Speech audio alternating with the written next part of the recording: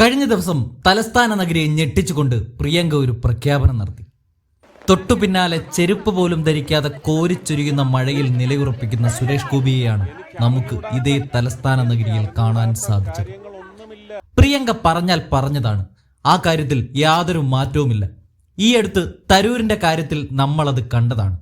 വിവാദങ്ങൾ പുകയുന്ന സമയത്ത് തരൂർ, നിങ്ങളുടെ കാര്യത്തിൽ പാർട്ടിക്കൊരു തീരുമാനമുണ്ട്, അതിൻ്റെ മുകളിലേക്ക് ഏതൊരു വിശ്വപൗരനും വളരേണ്ടതില്ല എന്ന് പറഞ്ഞു വെട്ടി ഒതുക്കിയത് നമ്മൾ കണ്ടതാണ്.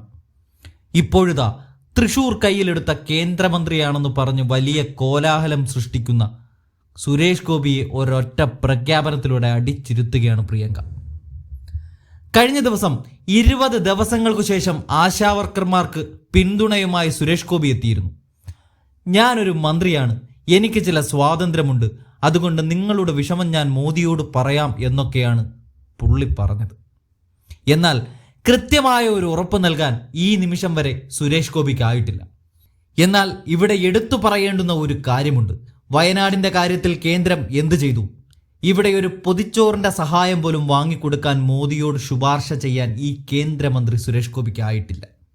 മോദിയോടൊപ്പം ദുരന്തമുഖത്ത് വന്ന് മടങ്ങിപ്പോയി എന്നല്ലാതെ ഈ കഴിഞ്ഞ ബജറ്റിൽ പോലും ഓട്ടക്കാലണയുടെ സഹായം പ്രഖ്യാപിക്കാൻ കേന്ദ്രം തയ്യാറായിട്ടുമില്ല.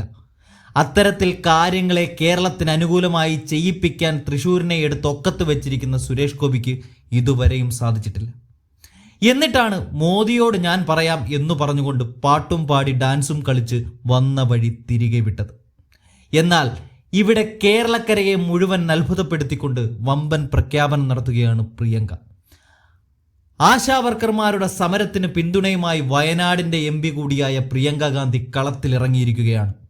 അടുത്ത വർഷം UDF അധികാരത്തിൽ വരുമ്പോൾ ആശാവർക്കർമാരുടെ വേതനം വർദ്ധിപ്പിക്കുമെന്ന വമ്പൻ പ്രഖ്യാപനമാണ് പ്രിയങ്ക ഗാന്ധി നടത്തിയത്.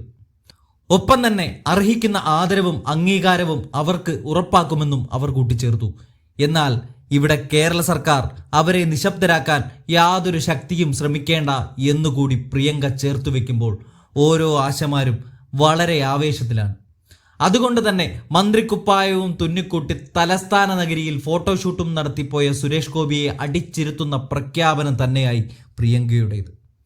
ഈ കാര്യത്തിൽ യാതൊരു സംശയത്തിനും ഇടയില്ല.